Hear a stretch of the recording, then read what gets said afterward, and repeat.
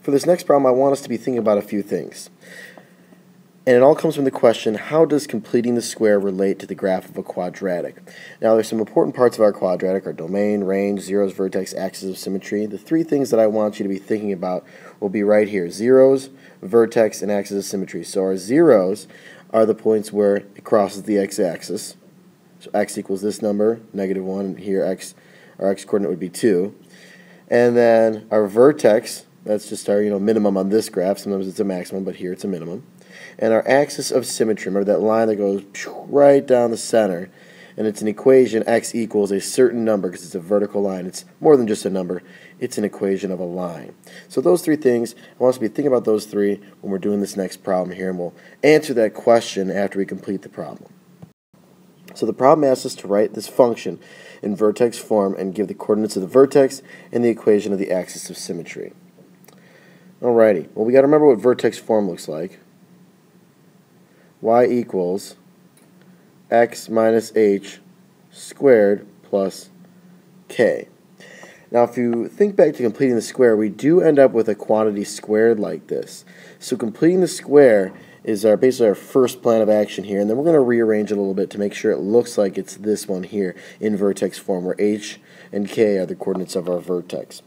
So remember, back to completing the square, we want to get our x squared and x on one side, the number on the other. So let's go ahead and subtract this 15 here. So we're going to subtract 15 from both sides. And I'm left with y minus 15 equals x squared plus 6x.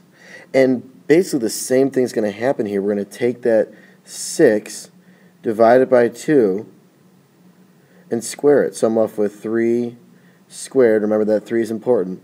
That gives me 9. And I'm going to add 9 to both sides. So we're going to add 9 here, and we're going to add 9 over here.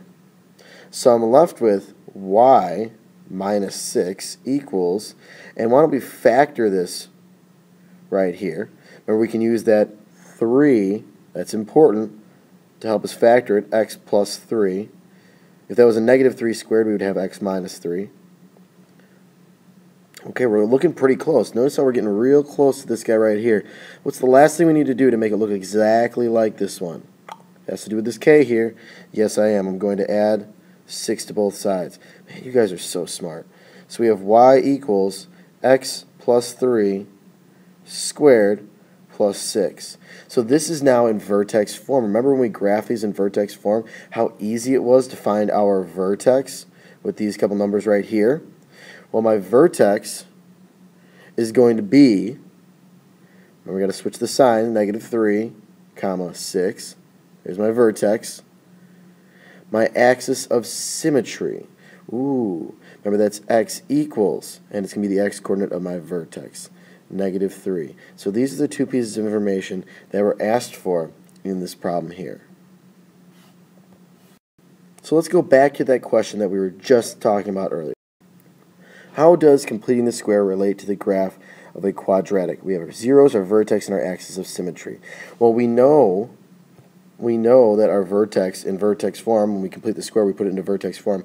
Boom, it's right there for us. The axis of symmetry, we just answered that question. It's the x-coordinate of the vertex, but we do x equals that x-coordinate of the vertex. So those two things we just took care of. Now our zeros are something else. Remember how we solved by completing the square? So we completed the square, we took the square root, and we solved for x. We got 2 answers for x. Well, you know what those 2 answers for x are? Those are the x-coordinates of our zeros. So that's where it crosses the x-axis. So if you get x equals 2 and x equals -1, our zeros are -1, 0, and 2, 0.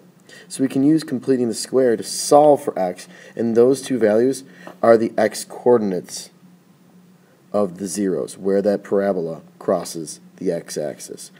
Fascinating stuff.